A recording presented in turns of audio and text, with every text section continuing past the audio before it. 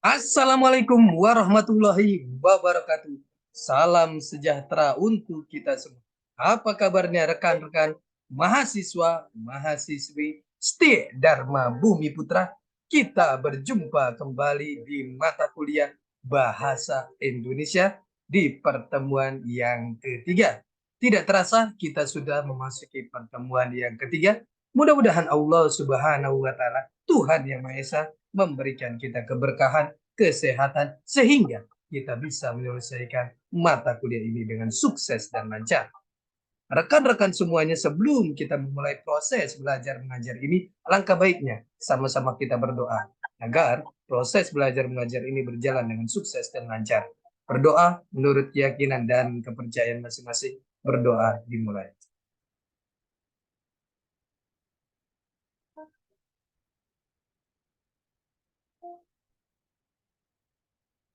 Selesai.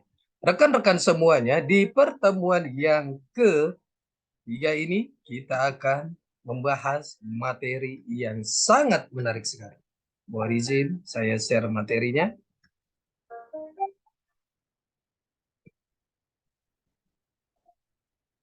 Di pertemuan ketiga ini kita akan membahas mengenai ragam bahasa Indonesia. Ini adalah materi yang sangat menarik sekali.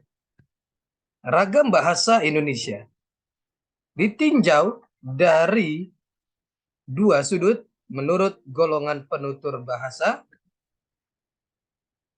dan jenis pemakaian bahasa.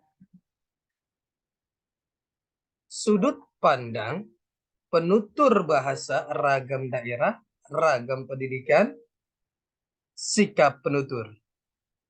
Ragam daerah logat atau dialek, ragam pendidikan, ragam bahasa baku dan tidak baku, dan sikap penutur mencakup sejumlah corak bahasa Indonesia yang masing-masing pada asasnya tersedia bagi tiap-tiap pemakai bahasa.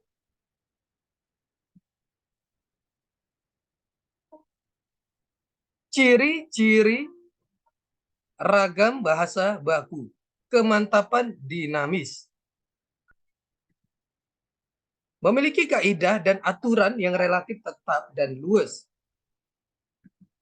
Kecendikian bahasa baku sanggup mengungkapkan proses pemikiran yang rumit di berbagai ilmu dan teknologi. Keseragaman kaidah, keseragaman aturan atau norma. Kapan bahasa Indonesia baku digunakan? 1. Komunikasi resmi. 2. Wacana teknis. 3. Pembicaraan depan umum. 4. Pembicaraan orang yang dihormati, lebih tua, lebih tinggi status sosialnya, dan orang yang baru dikenal. Ciri struktur unsur-unsur bahasa Indonesia baku. 1. Pemakaian awalan me dan ber bila ada secara eksplisit dan konsisten. 2. Pemakaian fungsi gramatikal, SP, dan sebagainya secara eksplisit dan konsisten. 3. Pemakaian fungsi bahwa dan karena bila ada secara eksplisit dan konsisten. Pemakaian kata penghubung secara tepat dan ajak.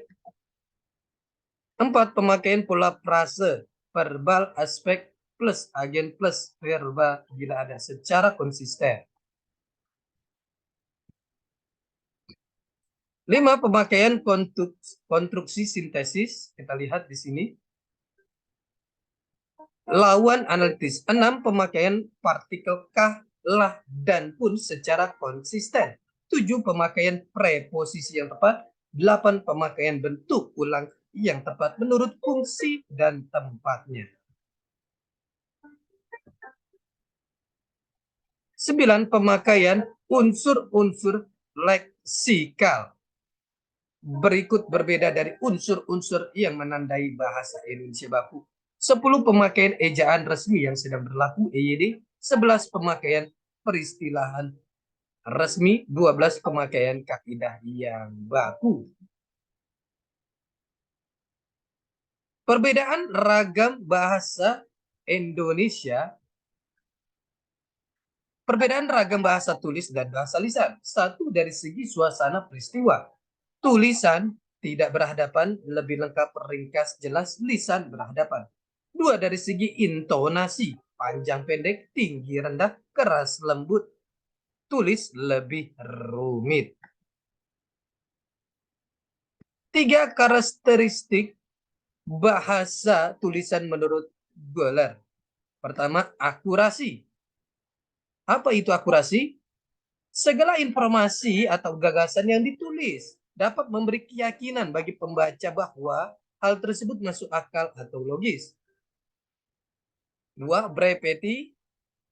Gagasan tertulis yang disampaikan bersifat singkat. Tiga, clarity.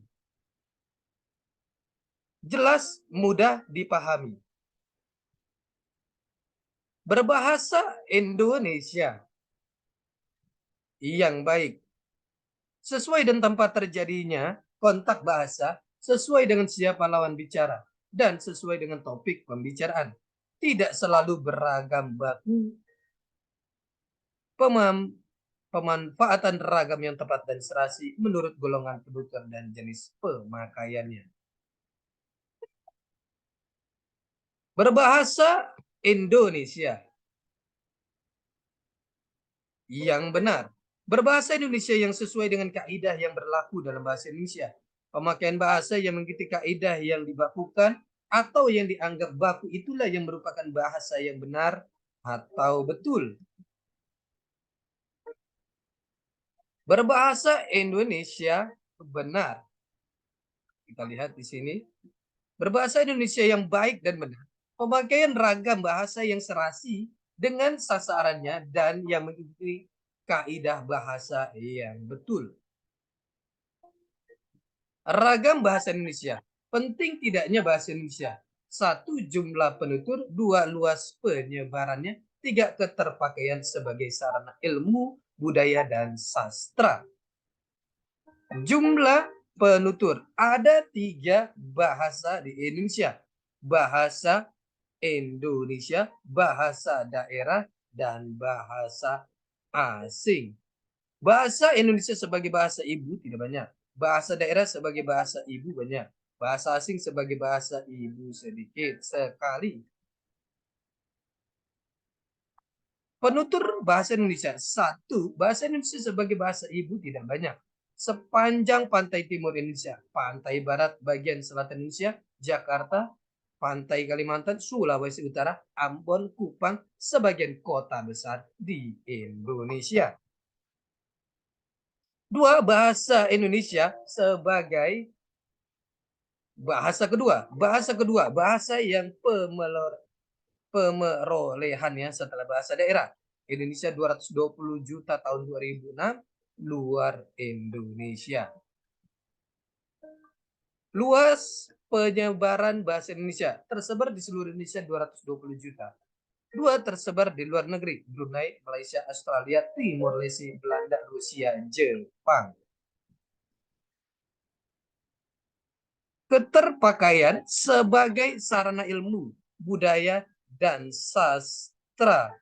Digunakan sebagai sarana pengembangan iptek, 360.000 istilah bidang ilmu.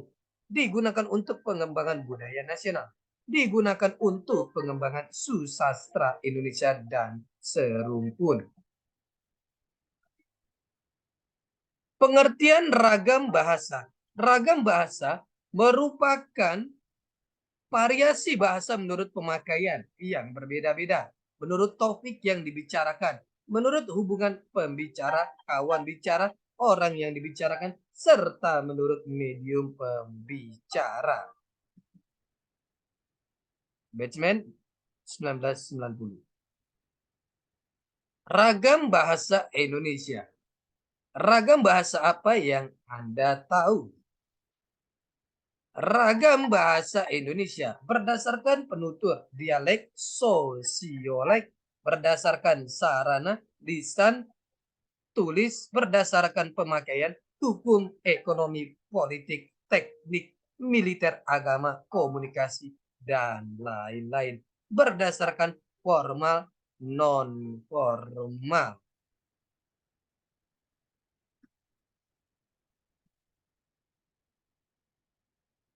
Ragam bahasa, media atau sarana lisan tulis. Penuturnya jurnalistik.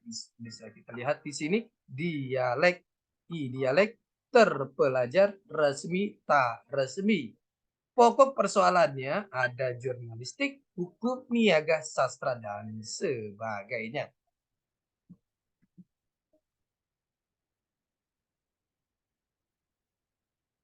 Ragam bahasa Indonesia. Ragam bahasa berdasarkan waktu, ragam bahasa berdasarkan situasi, ragam bahasa berdasarkan media, ragam lisan dan ragam tulisan, ragam baku dan ragam tidak baku, ragam sosial dan ragam fungsional, ragam bahasa berdasarkan pesan komunikasi.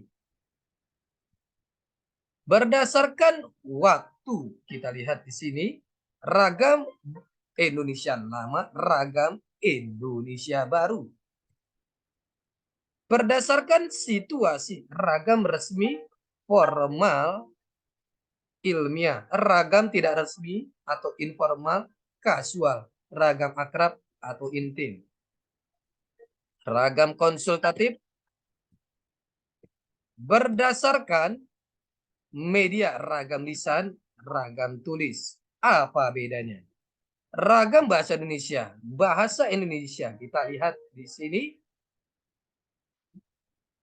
Lisan, baku, daerah sosial, tidak baku, nasional, fungsional, komunikasi, hukum, ekonomi, militer, agama, dan lain-lain. Tulis, baku, ada kemantapan dinamis, cendekia, seragam, dan juga ada tidak baku. Ragam bahasa lisan, ragam bahasa tulisan, ragam bahasa lisan, ragam bahasa baku, ceramah, pidato, ragam bahasa tidak baku, percakapan dengan teman. Ragam bahasa tulisan, baku, menulis laporan, artikel. Tidak baku, SMS atau menulis dengan bahasa gaul. Perbedaan ragam lisan dan tulisan. Satu, di sini kita lihat ragam lisan, satu ada lawan bicara yang mendengarkan. Sedangkan ragam tulisan tidak memerlukan lawan bicara. Dua, unsur-unsur fungsi gramatikal subjek, predikat, objek tidak selalu dinyatakan dengan kata-kata tetapi dengan gerak-gerik dan mimik. Sedangkan di ragam tulisan fungsi-fungsi gramatikal subjek, predikat, objek harus dinyatakan secara eksplisit. Rekan-rekan semuanya, ini adalah pertemuan kita yang ketiga. Kita akan berjumpa di pertemuan selanjutnya. Tetap semangat belajar untuk mencapai kesuksesan. Salam sehat selalu. Assalamualaikum warahmatullahi wabarakatuh.